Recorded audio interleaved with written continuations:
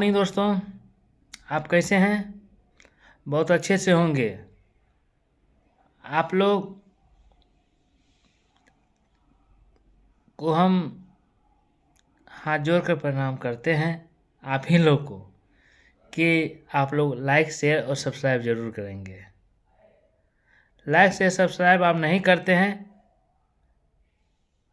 थोड़ा दिक्कत चल रहा है, ठीक है ना? थोड़ा दिक्कत है क्योंकि आप ही लोग के सहयोग से तो चैनल भी आगे बढ़ेगा ना, और मोटिवेशन आगे बढ़ेगा कि ताकि हम और वीडियो डालते रहेंगे और आप लोग को फ़ायदा के लिए ही होगा। इसलिए आप लोग प्लीज़ लाइक शेयर और सब्सक्राइब ज़रूर कीजिए, ठीक है? और हम आज फिर 30 क्वेश्चन लेके आए हैं, ध्यान से सुनेंगे। तो कौन सा राग जात औरव जाति का राग है? कौन सा राग औरव जाति का राग है?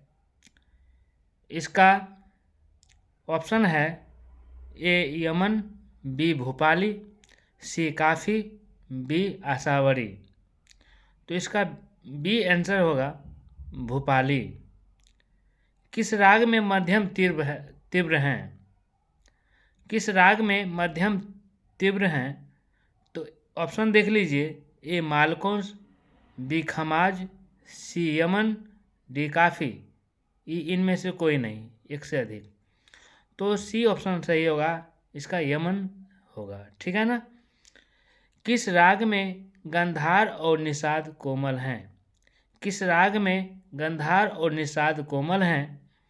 इसका ऑप्शन है ए खमाज, बी काफ़ी, सी केदार और डी बिहाग। तो इसका बी आंसर होगा काफ़ी। इसका बी आंसर क्या होगा? काफ़ी।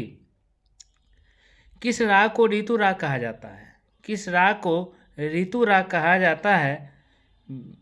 ए है बहार, बी है देश, सी है खमाज और डी है जौनपुरी। इसका ए आंसर है बहार। इसका ए आंसर है बहार। आप लोग जानते हैं कि समय, अगर ऋतु काल जब समय आता है ना, जैसे वर्षा ऋतु, तो वर्षा ऋतु में कजरी गाया जाता है, सावन मास होता है सावन गीत गाया जाता है। जैसे जैसे समय आएगा वैसे उस हिसाब से गीत गाया जाता है, ठीक है ना? जैसे होली आया तो होली का गीत आए। होली में कौन गीत गाया जाता है जानते हैं ना? आप ही लोग बताएंगे, कमेंट में आप बताएंगे। दादरा ताल की ताली किस मात्रा पर है? दादरा ताल की ताली किस मात्रा पर है? तो इसका ऑप्शन है एक, ए 1, बी 2, सी 4 और डी 6। तो इसका ऑप्शन आप बताइए, इसका ऑप्शन क्या होगा? इसका ऑप्शन कमेंट में बताइएगा। इसका ऑप्शन ए एक सही है, एक सही है, ठीक है ना? दादरा ताल की ताली इस एक मात्रा पर होती है। बिलावल ठाट के म को तीव्र करने पर कौन सा ठाट बनता है? इसका ऑप्शन है कल्याण, बी है भैरव, सी है भैरवी, डी है तोड़ी। इसका ए आंसर है कल्याण। आप लोग बताएंगे। किस राग में ग, ध और नी स्वर कोमल है? किस राग में ग, ध और नी स्वर कोमल है? इसका ऑप्शन देख लीजिए, ए काफ़ी, बी खमाज, सी भीम पलासी, डी है जौनपुरी। इसका आंसर होगा जौनपुरी, डी ऑप्शन में से। गीत के दूसरे भाग को क्या कहते हैं? आप लोग जानते होंगे, इसका कमेंट में बताइएगा। गीत के दूसरे भाग को क्या कहते हैं? इसका ऑप्शन है ए अस्थाई, बी अंतरा, सी संचारी और डी आभोग। तो इसका बी आंसर होगा अंतरा।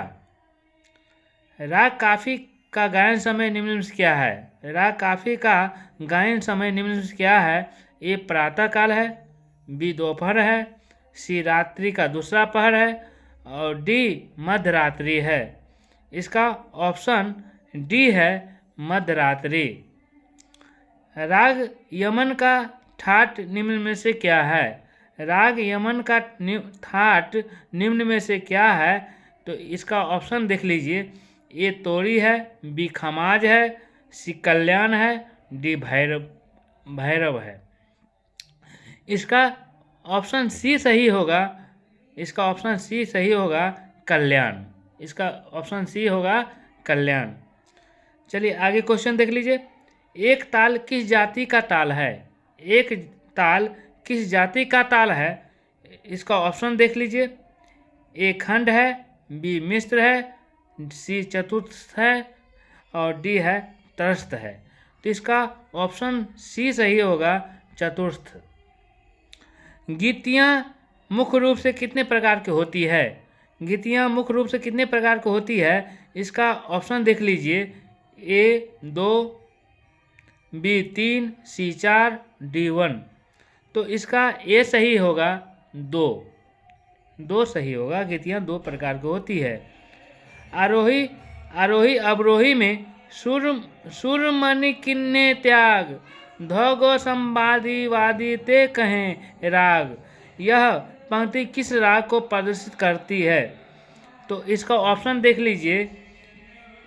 ए काफी है, बी भोपाली है, सी भैरवी है, डी जौनपुरी है। इसका बी ऑप्शन सही होगा, भोपाली।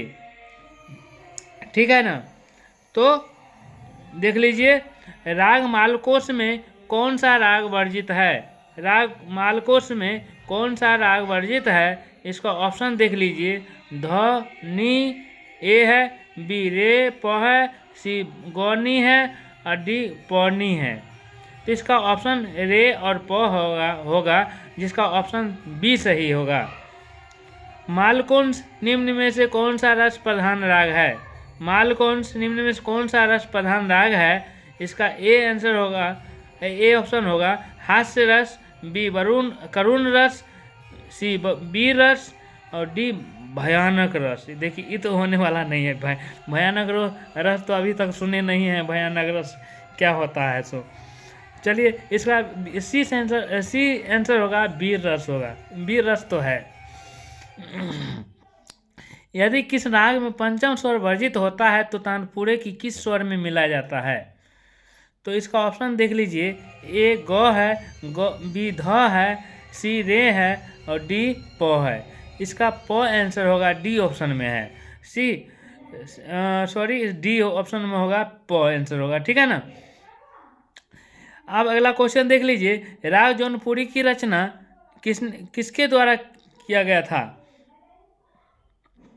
राग जौनपुरी की रचना किसके द्वारा किया गया था? ए ऑप्शन तानसेन है, बी अमीर खुसरो है, सी सुल्तान हुसैन सरकी है, डी इनमें से कोई नहीं है। तो इसका ऑप्शन सी होगा, सुल्तान हुसैन सरकी है। अगला क्वेश्चन देख लीजिए।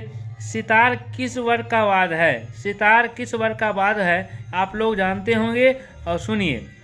अगर जानते होंगे तो कमेंट बॉक्स में लिखिए। इसका ऑप्शन सितार का होगा, तत्व का होगा। ठीक है ना? तत्ववाद है ये। ठीक है। कंपित और पलावित किसके प्रकार हैं? कंपित और पलावित किसके प्रकार हैं? इसका ऑप्शन देख लीजिए। ए है अलंकार, बी है आलाप, सी है तान और डी है गमक। तो इसका ऑप्शन जो है डी है, जो गमक है। ठीक है ना? ताल धमार के किस मात्रा पर खाली होती है? ताल धमार के किस मात्रा पर खाली होती है? तो इसका ऑप्शन है ए 6, बी 8, सी 10 और डी 5। तो इसका ऑप्शन बी सही होगा, वो 8 मात्रा पर खाली होती है। धमार जो ताल होता है वो 8 मात्रा पर खाली होती है। देखिए आप लोग को मौखिक रूप से हम प्रश्न बताते हैं अभी तत्काल में, क्योंकि मजबूरी है। बोर्ड नहीं है। 1 मिनट। बोर्ड नहीं है इसलिए जो है आप लोग को मौखिक रूप से बता रहे हैं। आप लोग इस पर थोड़ा ध्यान नहीं दीजिएगा, अभी तत्काल मजबूरी है इसलिए। धीरे धीरे ठीक हो जाएगा। 1 मिनट। सारंगदेव ने ग्राम रागों को कितने गीतियों में बांटा गया है? तो ऑप्शन ए है 6, बी है 7, सी है 5, डी है 4। इसका ऑप्शन सी सही है 5। ठीक है ना। रुद्र ताल में कितनी मात्रा होती है? रुद्र ताल में कितनी मात्रा होती है? इसका ऑप्शन देख लीजिए। बी 11 है, बी ए 10 है, बी 11 है, सी 12 है और डी 13 है। इसका ऑप्शन बी सही है 11। ढोलक किस वर्ग का वाद है? ढोलक किस वर्ग का वाद है? इसका ऑप्शन देख लीजिए। ए अवनद है, बी तत् है, सी सुशीर है और डी घन है। तो जानते हैं जो चमड़ा से बना हुआ होता है, चमड़ा से चमड़ा लगा हुआ रहता है, तो उसको हम अवनदवाद के नाम से जानते हैं। इसलिए इसका ऑप्शन ए सही होगा अवनद। ठीक है ना। स्याही और चाटी के मध्य डैश होता है। स्याही और चाटी के मध्य डैश होता है। तो इसका ऑप्शन देख लीजिए।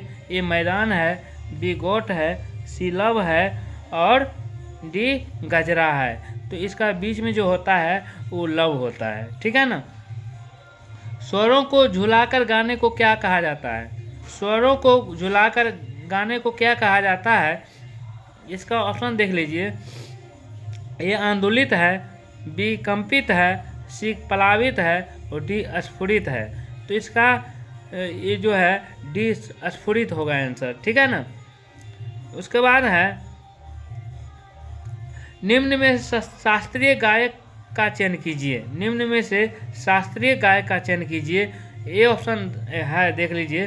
पंडित रविकर शंकर है, बी है पंडित शिव कुमार शर्मा है, बी पंडित भीमसेन जोशी है और डी उस्ताद जाकिर हुसैन है। तो गायक शास्त्रीय गायक जो है पंडित भीमसेन जोशी है। भीमसेन जोशी है। ये बताइए ये कौन से घराना की है? ये कौन सी घराने की है? आप लोग हम कमेंट बॉक्स में बताइए। इसका ऑप्शन सी सही है पंडित भीमसेन जोशी। ठीक है ना। पंडित रामचतुर मल्लिक किस घराने से संबंधित है? पंडित रामचतुर मल्लिक किस घराने से संबंधित है? इसका ऑप्शन देख लीजिए। ए है आमता, बी है सैनिया, सी है ग्वालियर और डी है दिल्ली। तो इसका ऑप्शन सही है, ए सही है जो आमता घराने की है। ठीक है ना। जो आमता घराने की है।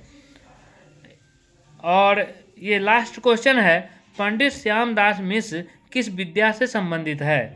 पंडित श्यामदास मिश्र किस विद्या से संबंधित है? इसका ऑप्शन देख लीजिए। ए है गायन, बी है सितार और सी है पखावज और डी है नृत्य। इसका ऑप्शन ए सही है जो गायन सही है। ये लास्ट क्वेश्चन है और आप लोग देख लीजिए, अच्छा से क्वेश्चन की तैयारी कीजिए। आप लोग को हम डेली 30 क्वेश्चन मौखिक रूप से आप लोग को बताते हैं और आशा है कि आप लोग इसको ध्यान से सुनते होंगे और लाइक शेयर सब्सक्राइब जरूर कीजिए, क्योंकि आप लोग की वजह से ही चैनल आगे बढ़ेगा और चैनल आगे बढ़ेगा तो जानते हैं कि कौन आगे बढ़ता है। ठीक है ना। इसलिए आप लोग तो स्टूडेंट हैं, आप लोग अच्छा से तैयारी कीजिए। आप लोग का फ़ायदा होने वाला है। आप लोग को TRE 4 आने वाला है बहुत जल्द, इसलिए आप लोग तैयारी कीजिए। जो स्टेट पास किए हैं उसके लिए बहुत बहुत धन्यवाद। जो TRE 4 मौका मिला है, इस मौका को गंवाएं नहीं, इसको फ़ायदा उठाएं और TRE 4 में अच्छा से अच्छा नंबर लाएं। और हम ये भी करना चाहते हैं, आप लोग को GK का क्वेश्चन भी आप लोग को प्रोवाइड कराएंगे, जो मतलब लगभग 4-5 बजे आप लोग का अपलोड हो जाएगा। 5 बजे तक, 5 बजे अपलोड हो जाएगा। 5 बजे के बाद आप लोग देख लीजिएगा आप लोग। ठीक है ना। इसलिए हम GK का भी तैयारी करवाएंगे 5 बजे से। 5 बजे आप लोग का वीडियो अपलोड हो जाएगा, आप लोग देख लीजिएगा। उम्मीद है कि आप लोग उसको भी देखिएगा और अच्छा से अच्छा लाइक शेयर सब्सक्राइब करिएगा। सब्सक्राइब जरूर कीजिए, लाइक भी करिए, तीनों चीज़ महत्वपूर्ण है।